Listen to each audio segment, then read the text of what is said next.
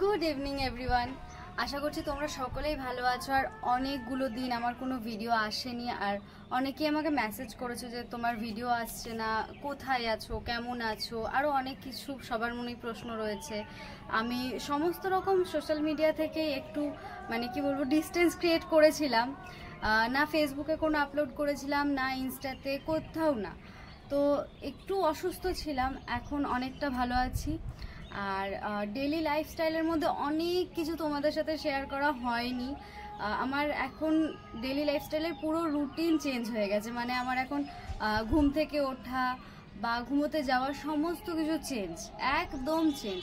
তো এরপর থেকে তোমাদের সাথে সব কিছু শেয়ার করতে পারবো। আমি যেহেতু এখন অনেকটা ভালো আছি, সুস্থ রয়েছি, তোমাদের ভালোবাসা এবং তোমাদের আশীর্বাদে খুবই ভালোভাবেই আমি রিকভার করে উঠতে পেরেছি আমার অসুস্থতাকে। কিন্তু ওই একটু একটু শরীর খারাপ এখনও রয়েছে। তো জানি না কীভাবে, কতটা কি আমি কবে ঠিক হতে পারবো। আশা করছি তাড়াতাড়ি ঠিক হয়ে যাব। আর এই ডেলি লাইফস্টাইলের যতটা দিন আমার মিস গেছে তোমাদের সাথে শেয়ার করে উঠতে পারিনি, সেইগুলোর মধ্যে থেকে আজকে একটা ছোট্ট ক্লিপ তোমাদের সাথে শেয়ার করছি। আমার বিকেলের রুটিনটা, এখন বাজছে বিকেল 4টে। তো 4টের সময় আমি উঠে পড়েছি, ঘুমোই না এখন আর দুপুরে। কিন্তু আগে না ওই হয় না বাঙালির ভাত ঘুম, তো ভাত খেয়ে জাস্ট আমার মনে হতো যেন আমি অন্য জগতে চলে গেছি, আমার না ঘুমালে হতো না। তো আমি আগে ওই যে ঘুমাতাম, একদম কম্পালসারি ছিল আমি ঘুমাবো। তো সেটা এখন বাদ দিয়ে দিয়েছি, স্কিপ করে দিয়েছি।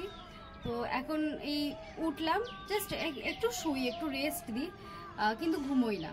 তো খেয়ে দিয়ে উঠে রেস্ট নিয়ে এখন ছাদে চলে এসেছি, একটু হাঁটা চলা করবো, একটু সামান্য এক্সারসাইজ করব, তারপরে দেব আমাদের গাছগুলোয় জল। তোমাদের সাথে অন্য কোনো সময় আমার এক্সারসাইজ, আমি কি কি করছি আর কি হয়েছিল না হয়েছিল সব বৃত্তান্ত আমি অন্য কোনো ভিডিওতে দেব।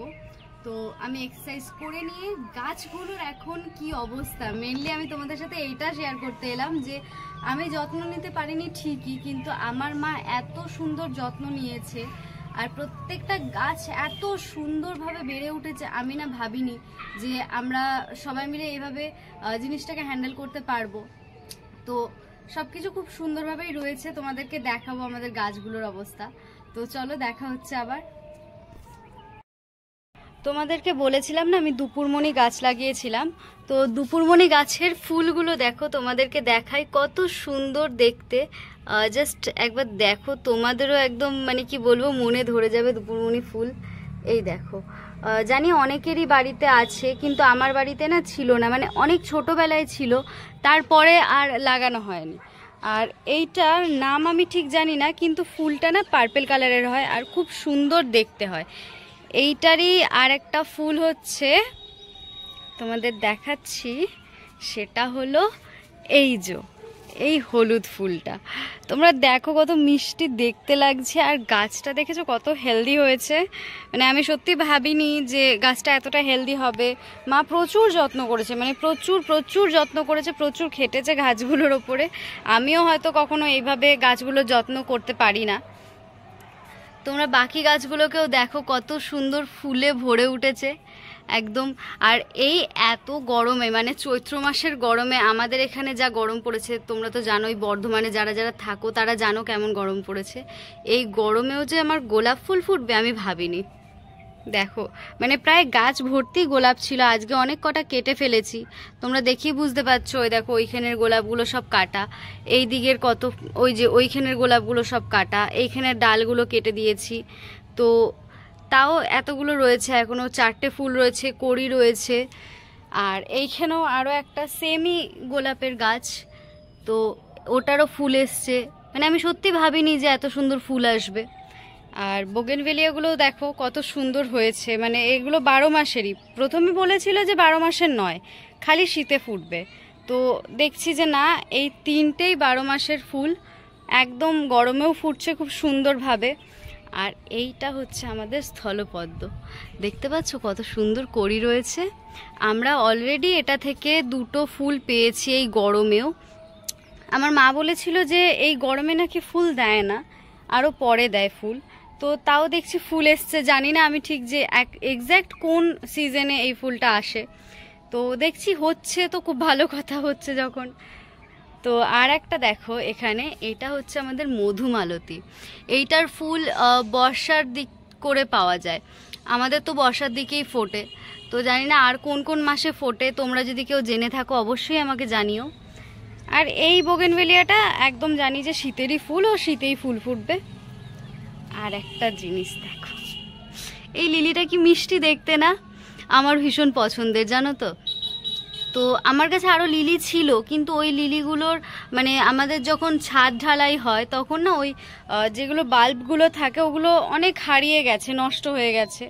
তো তখন থেকে এই একটাই ছিল, একটাই রয়েছে, আর নাই, আবার কিনবো। কি তাপ, এত রোদ, এত তাপ, মানে আমি নিতে পারছি না, কিন্তু তবুও এখন এটাই আমার রুটিনের মধ্যে চলে এসছে। আর এক গাছ টগর ফুল, মানে তোমরা টগর ফুলের কড়ি দেখো, খালি কোথায় কড়ি নাই, সব জায়গায় টগরের কড়ি, প্রত্যেকটা ডালে ডালে দেখো, প্রত্যেকটা ডালে ডালে টগরের কড়ি, আর প্রচুর পরিমাণে ফুল দেয়। আর এইটা সেই আমার গন্ধরাজ ফুলের গাছ, একবার দেখো গন্ধরাজ ফুলে কত কড়ি এসছে, মানে পুরো গাছ ভর্তি ফুল একদম।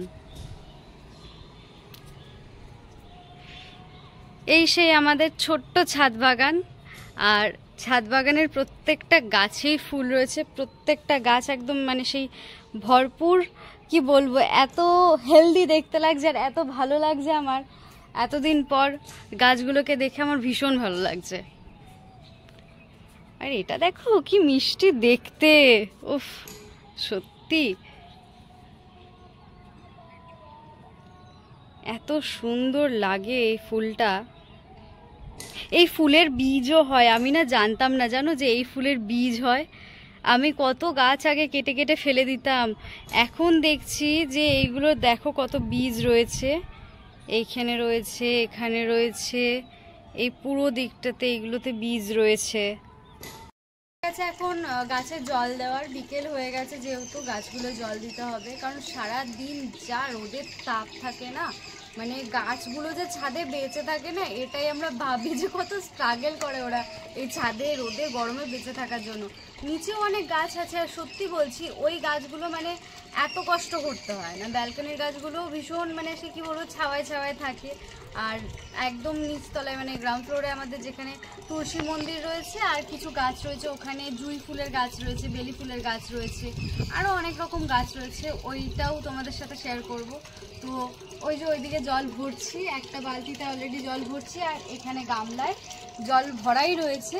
তো এই গামলা থেকে এখন নিয়ে নিয়ে অল্প অল্প করে সব গাছগুলোতে দেবো, আর ওই বালতির জলটাও লেগে যাবে, মানে এতগুলোই গাছ প্রত্যেকটাতে এক মগ করে দিলেও আমার এক বালতি আর এই গামলার জল লেগে যায়।